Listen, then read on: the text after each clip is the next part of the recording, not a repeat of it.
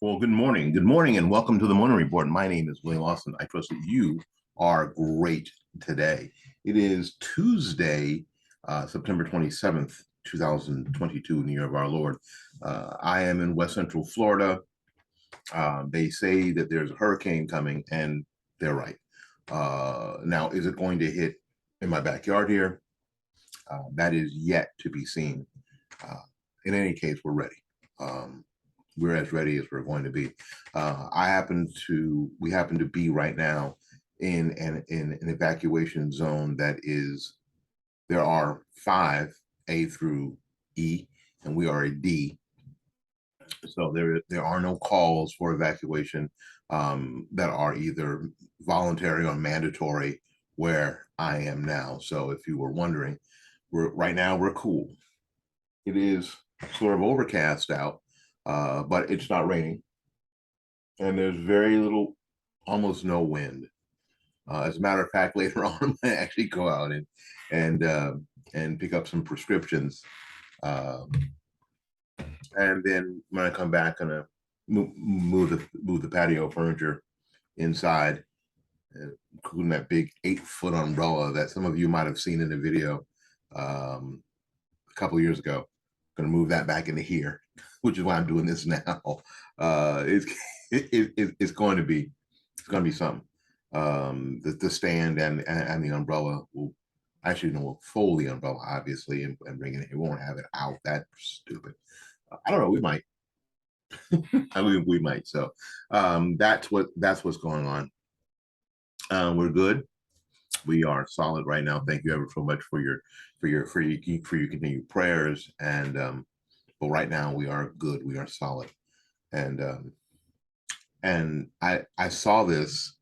I wish I could take credit for it, but I saw this on in a meme a few days ago. You know, wait for a hurricane. It's like being stalked by a turtle. You know, you see it coming, but it's like, hmm? Mm. One of our newscasters, weathercasters that we watch, was like, we see all these predictions and we see all these models, and I've already told you how I feel about models. But now the eye of the storm is within um, the Florida radar, and we can actually watch it and see what it's doing. So, you know, I am still a person of faith. I am believing for the very, very best, and I will continue to do that. We're prepared for whatever. You know, God has not brought us this far to destroy us. So, and I hang on to that. So there you go. Today we're going to get with the program. Let's go ahead and get with the program. We've got a number of different stories to cover. One of them is a piece written by, this is Leah Rakokis, I think that's her name at Town Hall. Will President Biden reach out to Governor DeSantis with Hurricane Ian coming? The president can't say Build Back Better because there are some pretty heinous, economic numbers uh, hanging out right now over his head. Oh yeah, the narrative on gasoline prices is changing again. Again. Uh, Surprise, surprise, surprise. The FBI has lied to a judge so they can bust open thousands of safe deposit boxes. Surprise, surprise, surprise, surprise. Not surprised, not surprised. Um, KJP, Corinne Jean Pierre, um, has to deal with something that her predecessor talked about on MSNBC. And I'll tell you what that is. That's kind of interesting too, but something we all kind of knew. All right. Just like always, we're going to take a little break. We'll be back with more of the program right after these messages. All right. Welcome back. Welcome back to the program. We appreciate you being here this glorious, glorious morning. Again, it is Tuesday, September 27th, 2022, in the year of our Lord. We're here in West Central Florida. It's still cloudy, narrow breeze up in the tallest tree, outside the vast um, Space Power Productions, Fight Back Media Empire. Looking out, hardly anything. Um, Again, we're being stalked by that turtle called Ian. Let's get with the stories. Let's get with the stories. With Hurricane Ian coming down on us, or seemingly coming down on us, the question is, will President Biden reach out to Governor DeSantis over over Hurricane Ian? You know, will he get updates from one chief executive to another chief executive? That would seem like a statesmanly thing to do, right? Because what's important, it's important. KJP mentions I mean, it's the people of the state of Florida that are really important here, not their not their political disagreements, but probably not. Probably not. The governor probably won't hear from the president. Now, if you think this won't be politicized, then you don't know. Yes. One of the things that a lot of us enjoy about President Trump is that sometimes, and I'm gonna be blunt, honest with you. Sometimes President Trump could be petty. Petty Trump was the most fun Trump for a lot of us. He would be petty. So if you think that somehow Governor DeSantis won't use this in the coming weeks, that he didn't hear while Floridians were going through, going through what we're going through here, that he didn't get a phone call from the president. Governor DeSantis, how are things in Florida? It doesn't have to be, hey man, how you doing? What's going on? How's the fam? Maybe we can come down on vacation. It didn't have to be that. All it has to be is this all that had to be was this, or has to be, is some perfunctory, oh, the president. Okay. Yes. Yes, Mr. President. Good morning. Good morning, Governor DeSantis. Can you give excuse me, can you give me an update? An update on the hurricane and how FEMA is doing there, and an update. That's it. Some perfunctory thing, some form letter of a phone call. All it has to be. I mean, they don't have to pray together on the phone or anything. They should, but they don't have to pray together on the phone or anything. That's all they have to. That's all he has to do. And the fact of the matter is that if he's not going to do it, it's political. And if you think that DeSantis is not going to use that in October into November, you are wrong. You are wrong. You're wrong. Because, again, one of the things that a lot of us enjoyed about Donald Trump was petty Trump. Things that he should have just let go, he just couldn't do it. Yeah, I mean, the difference between DeSantis and Trump is that DeSantis could. He can't. He chooses not to. Signing a COVID bill in the city of Brandon, in the height of the Let's Go Brandon stuff. Petty as hell. And he said it'll be, and his idea was that it'll be funny. Now, it was funny for everybody, but it was funny to me. Because it's petty. It is. Oh, you don't mean our leaders being petty like that. Well, sometimes the pettiness exposes the other side in a way that they wouldn't have been exposed otherwise. And sometimes without the pettiness, it lets people off the hook. unless you bring it up. Well, sometimes you have to be the bigger person. Sometimes, not all the time. Yeah, we will hear about this again.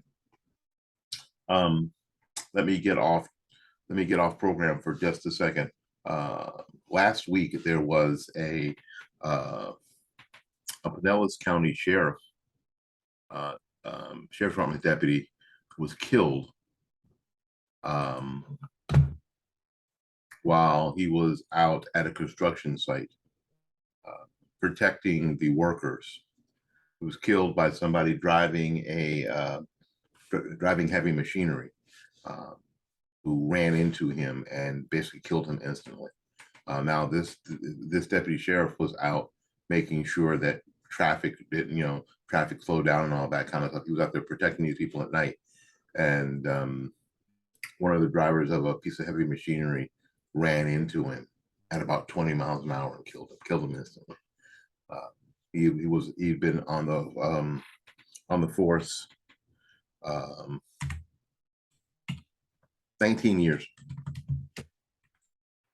and I'm gonna get his name here. You don't already have it, but I can't spell or type at the same time.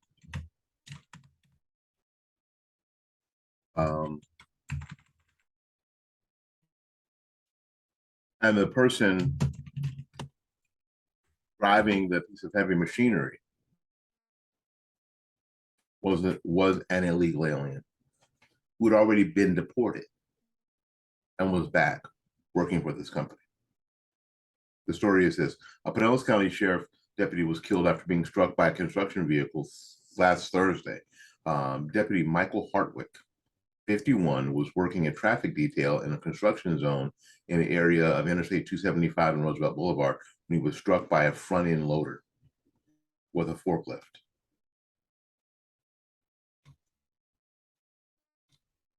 Now, he was killed by someone who was an illegal alien who shouldn't have been here.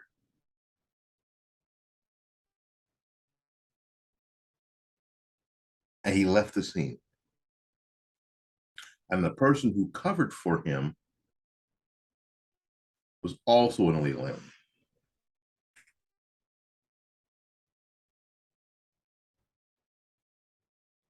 Now, how this company had this state contract while hiring illegal aliens is another thing. So when somebody tells me that Americans won't do those jobs, and I'm like, won't do what? What jobs? Like heavy machinery jobs, construction sites? BS. They're well-paying gigs. Americans will do those. There isn't any reason to hire any illegal immigrants. We have the E-Verify system. Why didn't this company use the E-Verify system? The person driving the forklift and leaving the scene of the accident is responsible for this deputy's death. The people who put this person in that piece of equipment share responsibility.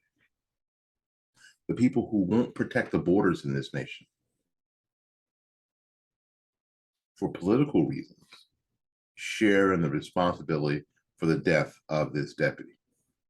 19 years serving his community, dies serving his community at the hands of an illegal alien who should have never been here. This person should have never been here.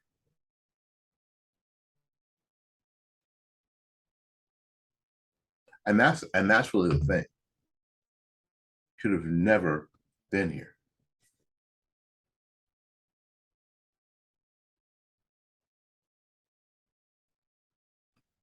The border is wide open. And that's our reality. The border is wide friggin' open. That's our reality. Deputy Michael Hartwick would be here today,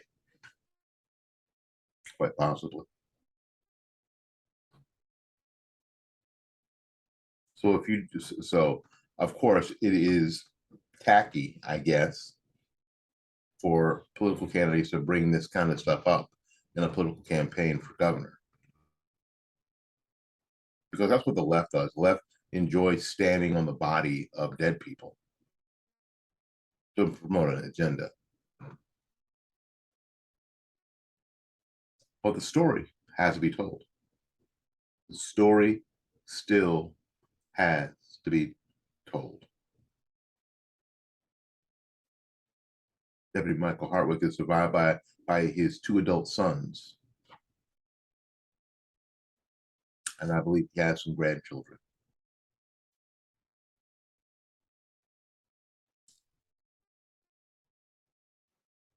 And there's a good chance that you had not heard that story, which is why Fight Back Media exists. That's why we do what we do. We had another video taken down off of YouTube, but thankfully it did not rise to the level of a strike. I think it was a short or something. I don't even know. I was actually reading on how to grow channels. I'm trying to grow my wife's channel, and I was down the rabbit hole for like 6 or 7 hours. And as I'm backing out, I see a notification on this channel that I'd had a video removed. Like, this is like 1:30 in the morning. When I say I was down the rabbit hole, I was down the rabbit hole. I was down the rabbit hole to like China.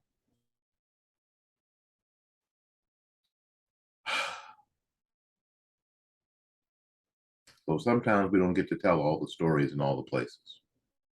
This story I can tell you. Deputy Michael Hartwick was killed at the hands of an illegal alien. That should have never been here in this country. Truly, that person who struck the deputy is responsible. Surely the company that put that illegal alien in the seat of that front end loader is responsible.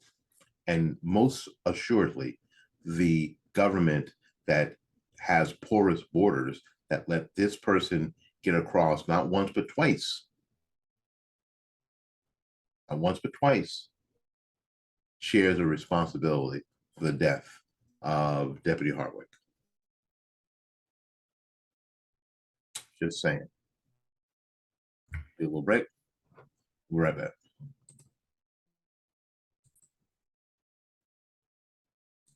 All right, welcome back. Welcome back to the program. We appreciate you. I don't know. I wanted to tell that story before, and I don't think I had. So something said, "Hey, tell the story of the deputy," and we wonder if some people want we in our house we were saying Governor DeSantis is going to be super upset by all of this and probably not use it for political gain, but this non-call from the president about the hurricane, yeah, we're going to hear about that. Yeah, because petty DeSantis isn't quite as much fun as petty Trump, but it's pretty doggone entertaining.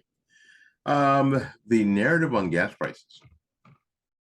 You remember, the president doesn't have anything to do with gas prices, and then the president starts stealing money or stealing gasoline from the strategic oil reserves, putting it on the market, brings down the price of gas because there's just more oil on the market. Now, here's something that, and if you will look back, a conversation I had with Kevin Batts, Red River TV, and Project 46,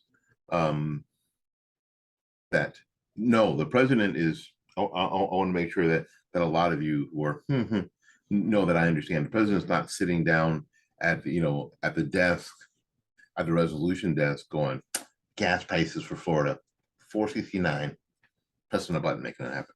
That's not how it works. I am very well aware of that. Thank you very much. Very well aware of that. But I'm also very well aware of that oil prices are on an international market. And I can understand that the energy policies of all of these places around the world figure in to what oil sells for.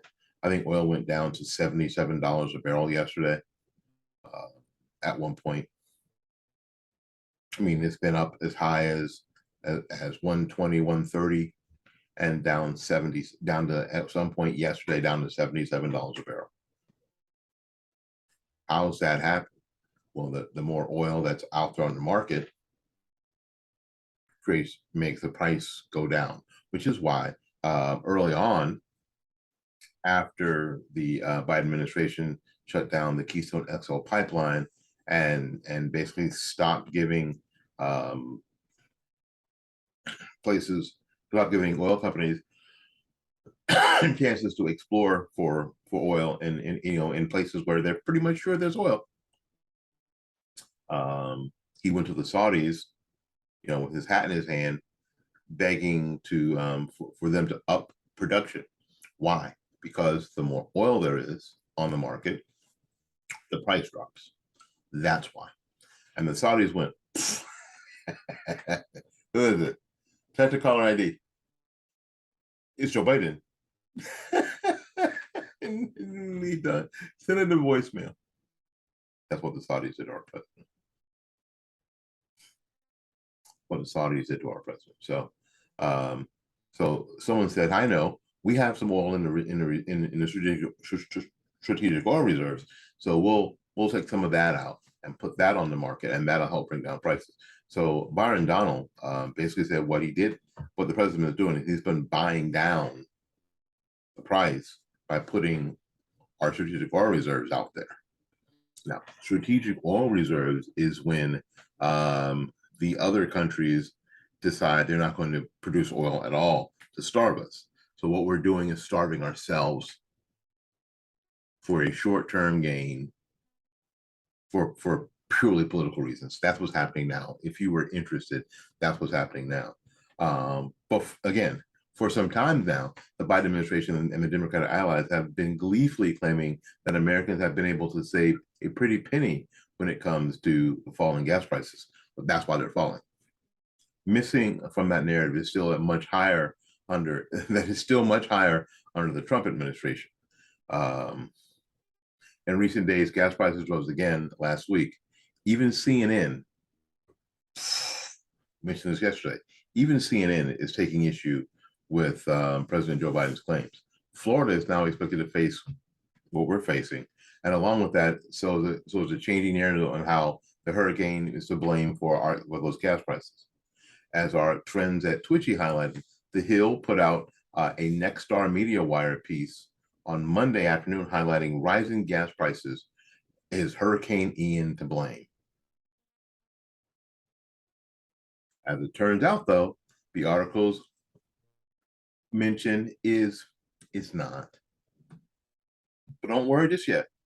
AAA told News Nation that gas prices are going up slightly because of refinery issues on the West Coast and in the Midwest, not because of the hurricane headed towards Florida.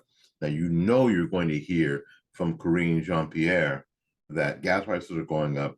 Well, due to the hurricane in Florida, that's going to be said. AAA and Hurricane Ian won't have AAA said Hurricane Ian won't have an impact on gas prices because the storm would have to head towards refineries where we don't have any refineries in Florida. If the storm was headed towards Texas or Louisiana, possibly, but we don't have any refineries in Florida. Yes, there are out in the Gulf, there are some oil rigs, but the refineries that actually make the gasoline are in Louisiana, and Texas. For the people in the path of Hurricane Ian, Gas Buddy launched a new app to help residents find fuel and power sources. Now you got power sources because you got all those damn electric cars, right? During the storm. Users of the app will also be able to report if a gas station is out of fuel. That may happen. That's one of the things that if you've been, if you're me and you've been, through a number of these storms, is people who decide to bug out forget that there are not going to be open gas stations all along their path. And the ones that are open may or may not have fuel because trucks haven't been able to get to where they are to fill their tanks. People ask me, and this is complete aside, people ask me, so why don't you evacuate? Well, frankly, I think that sometimes evacuation is more stressful than just sitting put.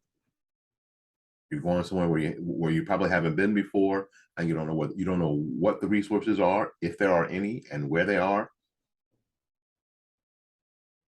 Then what do? The only shelter you have is your car. It is not the best shelter. Your car is not the best shelter. Not in any way, shape, or form. The best shelter is your home.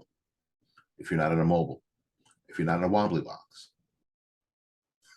my friend Bob, he's passed away now. His name was Bob. His name was Robert Hope. Used to sell manufactured housing. We have affectionately called them wobbly boxes. Yeah, if you live in a wobbly box, yeah, get out. Yeah, because on Tuesday afternoon in Florida during the summertime, the wind could blow it over. So yeah, so that's why that might happen. Anyway, I also mentioned is how gas prices also rose the same day as the Federal Reserve announced another interest rate hike as part of an effort to ease inflation and keep the nation from entering into a recession. Too late, despite how some definitions we're already in a recession by the definition of what recession is. 2 successive quarters of GDP loss equals recession.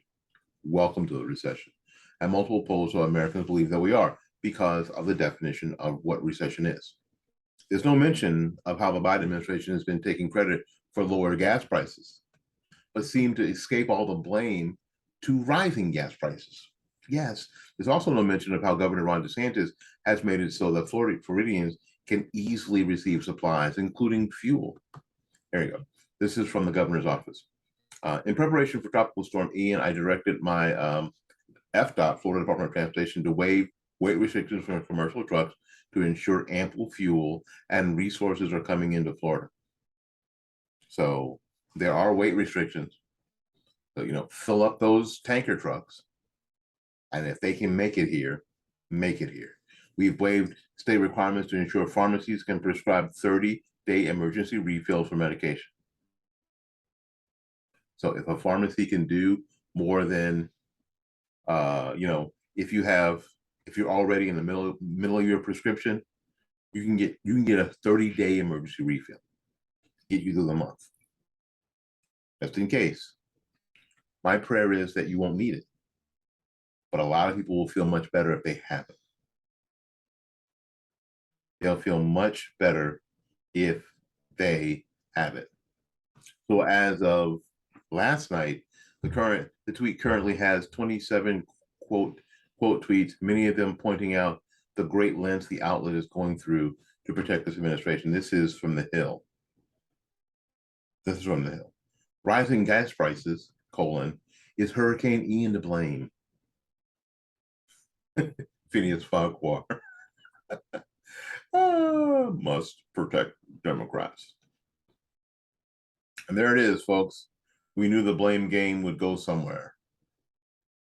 That's from the Prickly Thistle. Was Ian here 2 weeks ago when they started rising? Just L retweets the Hills tweet. Rising gas prices is Hurricane Ian to blame. Dear Lord, the Olympic medal worthy of gymnastics to cover for Biden. They will. The Hill has done countless other pieces covering for the president in other ways, including and especially when it comes to Biden's poll numbers. Last month, the Hill was among those publications clamoring to celebrate how the Reuters Ipsos poll from August 23rd to 24th showed Biden with a 41% approval rating, his highest in some time, and failed to cover how the very next week he was at his lowest at 38%. the outlet has been ramping up headlines and various polling benefits for Biden. On September 19th, Max Greenwood wrote, "Why Biden is seeing a rising in the polls." And Chloe Fulmore on September 24th wrote, "Support from women boosts Biden to another year high approval rating." Wow. Absolutely amazing. But not unexpected. And that's the best part. Really not unexpected. That's why because this is what they do. This is how they do. We're going to end with this because this is fun. After transitioning from the administration's mouthpiece to a talking head on MSNBC, former White House Press Secretary Jen Psaki is, quote, telling it like it is about the Democrats' midterm chances. If the election, she says this, if the election is a referendum on her former boss, Democrats will lose. She also warned that crime is a huge vulnerability for Democrats. Those comments caused a headache for current press secretary Karine Jean-Pierre on Monday when Fox News's Peter Doocy pressed her to explain. Doocy says, "Why would she say that?" Jean-Pierre countered by disagreeing with Doocy's characterization of what she actually said. "I don't believe she said that." It's like the devil in the garden. God told us not to eat of this the fruit of this plant, or we will surely die. Did he really say that? I don't think he said that. Then she went off some tangent about Medicare and Social Security. Never really answered his question at all. Earlier, she dodged the question about whether President Biden thinks America's big cities are safe.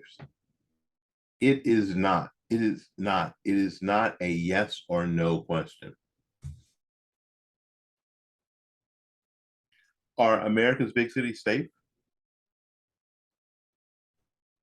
That seems like a very yes or no question.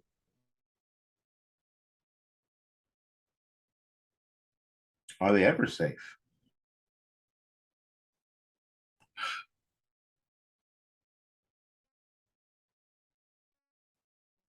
It is very much a question of what he has done, Jean-Pierre responded, pointing to her earlier remarks about the American Rescue Plan. She says this is a president who has secured historic funding to make sure that law enforcement has what it needs, and he was able to do this in the face of opposition from Republicans. Huh? Here's the tweet from Town Hall. Peter Doocy says, "Does Biden think America's big cities are safe? Should everyday Americans who are not in the public eye feel safe?" Jean-Pierre responds by bragging about the President Biden's funding law enforcement, despite many members of his own party calling for the defunding of police. What they will do is they will change the narrative. They will change the question. And I've told you many times, my first real interview that I was blessed to do with Andrew Breitbart, he said to me exactly that. Whoever controls the narrative controls everything. Whoever controls the narrative. And what they can't do here in Fight Back Media and the Morning Report is control the narrative. My name is Billy Lawson. This has been the Morning Report, a production of fightbackmedia.com, fightbackmedia.com, fightbackmedia.com, and fightbackmediatv.com. So until we see you again, go out there and learn something, love somebody, and for goodness sakes, y'all take care of yourself. We'll see you when we see you. Bye now.